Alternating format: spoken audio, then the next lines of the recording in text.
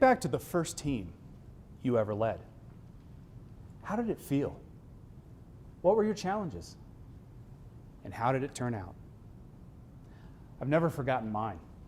It started over a bowl of Honey Nut Cheerios, sitting at the table in the kitchen. My dad hustled in late for work. David, this house is filthy. I want it clean by the time I get home. You're in charge. Now get it done. Okay, Dad, we'll see you later. Well, he didn't say or else, but I know that's what he meant. What am I going to do?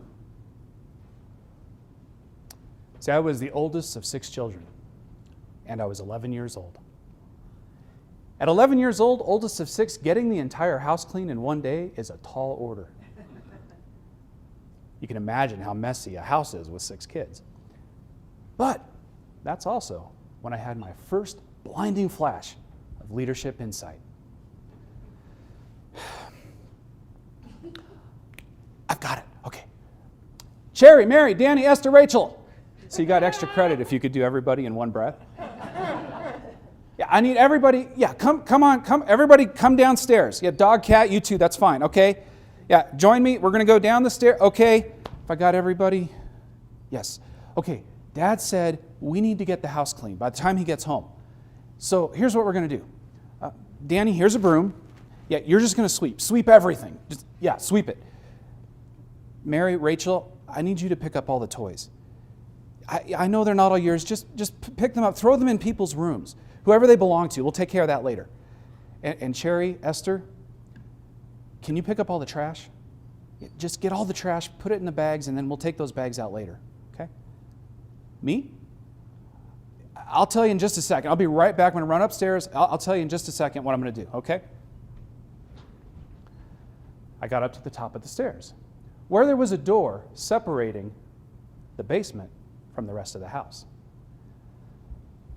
Cherry, get everybody. Yeah, here's what I'm going to do, okay? I'm going to shut the door and lock it. Now, when the basement's clean, you all can come out.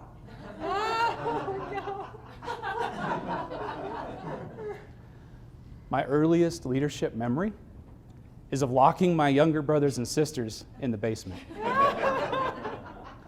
Like so many other first-time leaders, managers, supervisors, I relied on fear, on power, on control to motivate my team. Of course, there's a problem with fear, power, control when it comes to motivation. And to explore that a little further, I want to take us through a thought experiment. Now, for this scenario, just picture as carefully as you can what you would do in the moment. You're leaving work. You're the last one to go. It's late at night. And you get out into the parking lot. Yours is the only car out there. And as you walk across the parking lot, fumbling in your pocket for your keys or your purse, you hear some footsteps behind you. And you don't want to be that person that glances over their shoulder and maybe falsely accuses somebody who just happens to be crossing the same parking lot you are. So you don't. But unfortunately, this time, the footsteps get closer. And a man's deep voice calls out, "Don't move. Give me all your money. I've got a gun." It's a thought experiment. 15 seconds with one another. Grab a partner and tell them just your quick gut response. What would you do in that moment? 15 seconds. Go.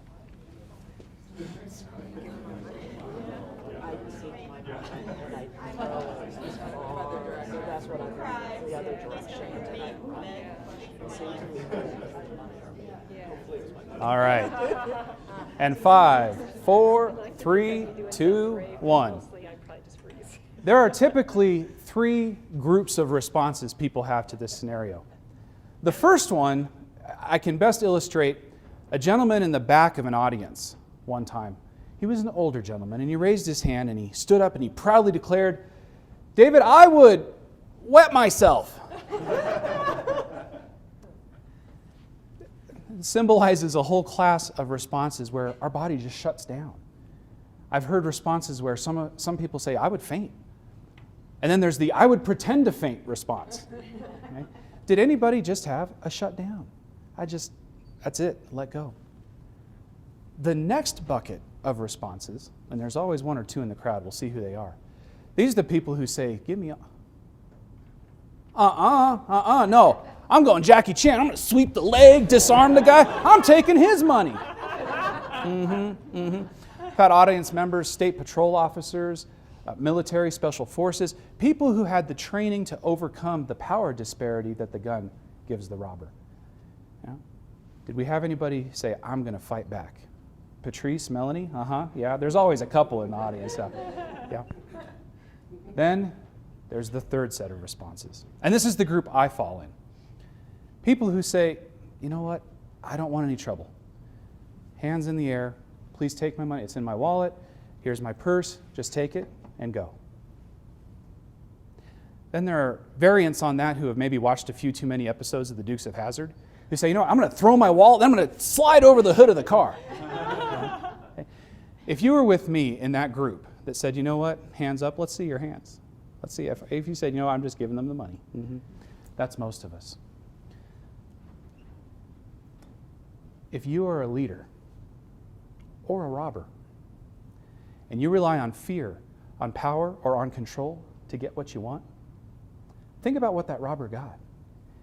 He got $10 or $20, right? In Dan's case, $300 or $400 probably. Just the money you have on you. That's all he got. Here's what no one has ever done. Pull out their smartphone. All right. Yeah, hang on just a second. Yeah, okay, can I get your bank account? Yeah, thanks. All right, yeah, and submit. Okay, we're good to go. Yeah, I sold the house, cashed out 401k, and oh yeah, here you go. I wired all that over, and here's another 20 bucks I had. There. Good to go, man. No one's ever done that. But yet, you had a man with a gun to your head tell you a very specific request: give me all your money. No one ever does. Thousands of people responding to that scenario, not one person has ever responded that way. Why not? Well, of course, one reason is it doesn't belong to him, right? But more importantly, for the sake of the tools that we're going to receive later, is that when you rely on fear as a motivator, and when you're scared, you get and you give the very least effort possible. So that robber got the $10 or $20. And as a leader, if you're relying on fear, power, or control to motivate your team, you are effectively asking them to give you their minimum effort, the very least they can to get out of the situation. Now, I've spent thousands of hours coaching leaders, and not once have I ever had a leader say, David, if I could just get the minimum amount of effort out of my team, man, this place would be on fire. Never happens. No, we want teams that are responsible, that are motivated, that solve problems on their own, that take responsibility. Fear will not get us there. Fear will get us a clean basement once. But can you imagine what Thanksgiving is like at my house? To this day, my family and my brothers and sisters continue to give me grief about locking them in the basement, or having them hit each other, or all the other things I did as an older brother before I learned some decent management and leadership skills. Right? So fear doesn't work. So why do we do it? We all fall into that trap. Even if we've promised, you're all leaders, you probably promised yourself like I did, like a store manager I was coaching recently did, who said, you know what, when I get in that position and it's my turn, I'm going to be an influence-based, a people-centered, a character-based leader. Until she didn't make her sales quota at the end of the month. And in her words, I turned into a monster. Why does that happen? Well, really, we're fighting three things. The first is biology, the way our brains are built. The second is sociology, what we're taught, what we learn. Remember my dad? A little fear there.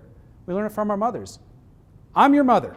I brought you into this world and I can take you out. I can take you out. Biology, sociology, and crack. Ology.